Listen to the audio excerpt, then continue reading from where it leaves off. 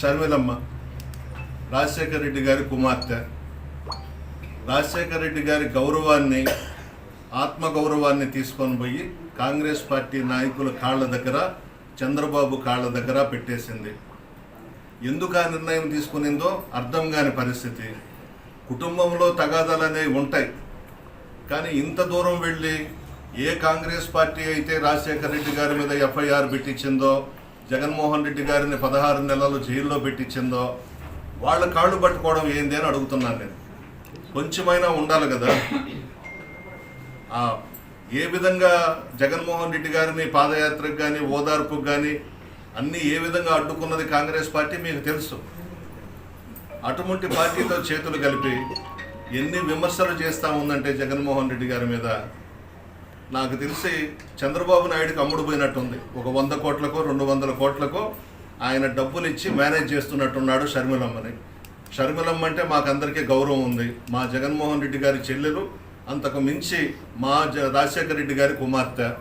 కానీ ఇటువంటి నిర్ణయాలు తీసుకుని ఈ టైంలో ఈ విధంగా రోడ్ల మీదకి రావడం అనేది కరెక్ట్ కాదు. దీన్ని బట్టి అర్థమవుతుంది చంద్రబాబు దాదాపు 100 కోట్ల నుంచి 200 కోట్ల దాకా డబ్బిచ్చి జగన్మోహన్ రెడ్డి గారికి వ్యతిరేకంగా ప్రచారం చేస్తున్నాడు, కాంగ్రెస్ పార్టీలోకి పంపించాననేది అర్థమైపోతూ ఉంది. రాష్ట్రంలో ప్రజలు అమాయకులు కాదు, ప్రజలు చాలా తెలివిగల వాళ్ళు. వాళ్ళ చేతుల్లో పడిపోయింది, కాంగ్రెస్ పార్టీ చేతుల్లో పడింది, చంద్రబాబు నాయుడు చేతుల్లో ఇరుక్కునింది. ఏమొస్తుంది? కాంగ్రెస్ పార్టీకి ఒక్క సీటు కూడా రాదు ఆంధ్రప్రదేశ్లో. చివరకు షర్మిలకు కూడా డిపాజిట్లు కూడా రావు. వచ్చే సమస్య లేదు. కాంగ్రెస్ పార్టీకి ఎందుకు ఓట్లు వేస్తారు? రాష్ట్రాన్ని చీల్చేసిన పార్టీ కాంగ్రెస్ పార్టీ. ఆ రోజు రాష్ట్రం అంతటా కూడా సమైక్యంగా ఉండాలని అందరం రోడ్ల మీదకి వచ్చాం. కానీ సోనియా గాంధీ మన రాష్ట్రాన్ని చీల్చివేసింది. ఇది ఇంకా ఆంధ్ర రాష్ట్ర ప్రజల మనసుల్లో నుంచి పోలేదు. సోనియా గాంధీని కానీ, కాంగ్రెస్ పార్టీని కానీ ఈ రాష్ట్రంలో ఆశీర్వదించేది లేదు, దగ్గరకు రానిచ్చేది లేదు. మరలా కూడా గుణపాఠం చెప్పేదానికి రాష్ట్ర ప్రజలు ఎప్పుడూ సిద్ధమయ్యే ఉంటారు. కానీ చాలా పెద్ద పొరపాటు చేసింది షర్మిలమ్మ. చాలా పెద్ద పొరపాటు, చిన్న పొరపాటు కూడా కాదు. ఈరోజు కాంగ్రెస్ వాళ్ళ దగ్గరకు పోయి చంద్రబాబు నాయుడు డైరెక్షన్లో పనిచేస్తూ జగన్మోహన్ రెడ్డి గారి మీద, వైఎస్ఆర్ కాంగ్రెస్ ప్రభుత్వం మీద విమర్శలు చేయడం కరెక్ట్ కాదు. మా నాయకుడు ప్రజల మనిషి. మా జగన్మోహన్ రెడ్డి గారు సంక్షేమ పథకాలకు శ్రీకారం చుట్టి పార్టీలు కులాలు చూడకుండా 2,75,000 కోట్లు ప్రజలకు ఇచ్చాడు. అవే మా గెలుపుకు శ్రీరామ రక్ష. అవే మమ్మల్ని గెలిపించబోతా ఉన్నాయి. షర్మిలమ్మను చూసో, చంద్రబాబును చూసో, పవన్ కళ్యాణ్ చూసో ప్రజలు దగ్గరకు రానిచ్చే సమస్య లేదు. ఎందుకు ఈ పని చేస్తుందో అర్థం కాని పరిస్థితి.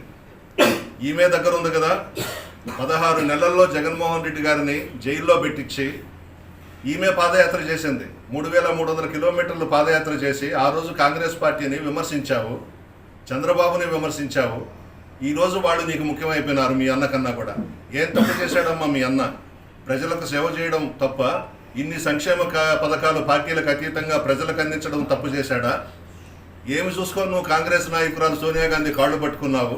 ఏమి చూసుకొని నువ్వు చంద్రబాబు నాయుడు కాళ్ళు పట్టుకున్నావు? నిన్ను విమర్శించాలంటేనే బాధగా ఉంది. ఎందుకంటే మా నాయకుడు కూతురువి, మా అన్న చెల్లెలివి, మా జగన్మోహన్ రెడ్డి గారి చెల్లెలివి. బాధేస్తూ ఉంది ఒక పక్క. అయినా విమర్శించక తప్పదు. నోరు అదుపులో పెట్టుకో, మాటలు తగ్గించుకో. నువ్వు విమర్శించినంత మాత్రాన చంద్రబాబు నాయుడు స్క్రిప్ట్ రాసిస్తే దాన్ని చదువుతూ ఉంది సభల్లో. ఆయన ఏమి తిట్టమంటే అది తిడతా ఉంది మా నాయకుడిని. ఇవన్నీ కూడా ఏమీ చేయలేవు. వృధాగా నీ ప్రయాసంతా వేస్ట్. నువ్వు ఏమీ చేయలేవు. నీ మాటలు ఆంధ్ర రాష్ట్ర ప్రజలు నమ్మే పరిస్థితుల్లో లేరు. ఎలక్షన్స్లో మా నాయకుడే ముఖ్యమంత్రి కాబోతా ఉన్నాడు ఈ రాష్ట్రంలో. ఎవ్వరు కూడా ఏమీ చేయలేరు. నువ్వు కాదు కదా, చంద్రబాబు కానీ, పవన్ కళ్యాణ్ కానీ, సోనియా గాంధీ కానీ, రాహుల్ గాంధీ కానీ ఎవ్వడు కూడా మా నాయకుడిని ఏమీ చేయలేరు. కానీ ఇప్పటికైనా అర్థం చేసుకో. తప్పు చేస్తూ ఉన్నావు షర్మిలమ్మ, చాలా పొరపాటు చేస్తూ ఉన్నావు. ఇప్పటికైనా మనసు మార్చుకో. తిట్టడం మానుకో. తప్పు చేస్తూ ఉన్నావు. చంద్రబాబు ఏది రాసిస్తే అది చదువుతూ ఉంది. అంతకన్నా మించి ఇంకొకటి లేదు. ఎందుకు నీకు ఏం అవసరం? మీ అన్న సీఎంగా ఉన్నాడు కదా, ఏమి ఇంట్లో కూర్చోలేవా? నీకు కూడా పదవులు కావాలన్నా? అదే నీకేదో ఒక పదవి బారేసి ఉంటే నువ్వు ఇంట్లో ఉండేదానివి కదా. పదవి ఇవ్వలేదని నువ్వు ఈరోజు జగన్మోహన్ రెడ్డి గారి మీద ధ్వజమెత్తుకొని ఉన్నావు. తప్పు చేస్తూ ఉన్నావు. ఇంకైనా నీ వెధవ రాజకీయాలు మానుకో. ఇంకా కూడా తిట్టగలం మేము, కానీ రాజశేఖర రెడ్డి గారు కనబడుతున్నాడు, మా జగన్మోహన్ రెడ్డి గారు కనిపిస్తున్నారు కాబట్టి ఇంతకు మించి నిన్ను తిట్టలేకపోతున్నాం, తిట్టలేము కూడా. ఇప్పటికైనా బుద్ధులు మార్చుకొని దయచేసి ఇటువంటి వ్యవహారాలు చేయకుండా, మాటలు మాట్లాడకుండా ఇంట్లో కూర్చుంటే మంచిదని చెప్పి షర్మిలకు సలహా ఇస్తున్నాను.